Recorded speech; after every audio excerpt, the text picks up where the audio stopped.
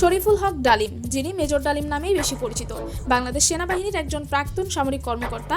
অভিযোগ ছিল 1975 সালের 15 আগস্ট বাংলাদেশের তৎকালীন রাষ্ট্রপতি শেখ মুজিবুর রহমানকে সপরিবারে হত্যার সাথে তিনি জড়িত ছিলেন।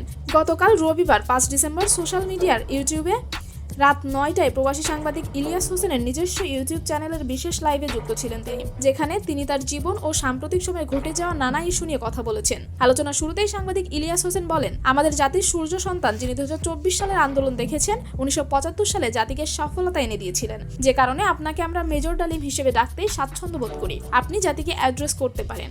সাংবাদিক ইলিয়াস হোসেনের প্রশ্নের জবাবে মেজর ডালিম বলেন, আজ অনেক বছর পর দেশবাসীর তরফ থেকে, বিশেষ করে নতুন প্রজন্মের ছাত্র জনতা যারা ফ্যাসিবাদ বিরোধী আন্দোলনে আংশিক সফলতা অর্জন করেছেন, তাদেরকে আমি অভিনন্দন জানাই, তাদের লাল সালাম জানাচ্ছি। মেজর ডালিম আরও বলেন, সম্পূর্ণ বিজয় এখনও আমাদের অর্জিত হয়নি, চলমান বিপ্লবের ধারায় সঙ্গ দিতে হবে। চতুর্থ রিপাবলিক মানে চতুর্থ বিপ্লবের কথা উল্লেখ করছি। তিনি আরও বলেন, আমি এবং আমার সাথী ভাইয়েরা যারা এখনও বেঁচে আছি, আমরা যদি আমাদের বর্তমান প্রজন্মের বিপ্লবী ছাত্র জনতাদের বিপ্লবী কর্মকাণ্ডে কোনো রকম অবদান রাখতে পারি, আমাদের নিজস্ব অভিজ্ঞতা যোগাযোগ থাকে, তাহলে আমরা সেটা প্রস্তুত।